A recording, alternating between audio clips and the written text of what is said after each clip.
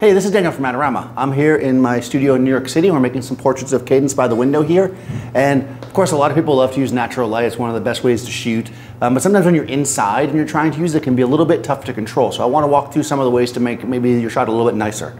Of course, if I place her near the window like this, to my eye, everything looks really great. But the camera sensor really can't pick up the difference between the highlights and the shadows here. So if I get any of this light on her face at all, it's going to look terrible. It's going to blow out and be really, really harsh shadows. So one of the first things I can do to alleviate that is I can use something like a silk or even a window shade if you have that. So I have Dave outside here, just standing outside the window with a 4-foot silk.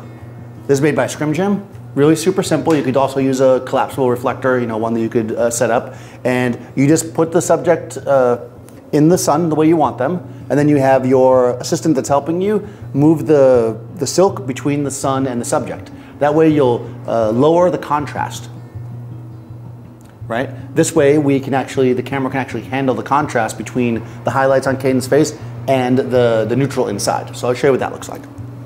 So even though that looks pretty good because it lowered the contrast, the light on Cadence's face is primarily coming from bounce light from the ground here in the studio. And since it's coming from underneath, it doesn't really give as pleasing of a look as I'd like. So one thing you can do is you could bring a light source in. So this is one of those places where I like to use something like a light panel. So I've got the Litepanels Astra 1x1 soft. So it's basically an LED light that's daylight balanced. I can also obviously shift the temperature, but I want daylight here. And I'm just gonna bring it in. Now, because it's only 1 foot, I wanna bring it in nice and close to make it big so it makes it a really even soft light across the face and also gives her nice little catch lights in her eye. I can then tweak it using the dimmer to give me the exact exposure I want. This is allowing me to shoot out this window here with my lens wide open to give nice creamy background and nice light across Cadence's face, and it looks really natural in the end.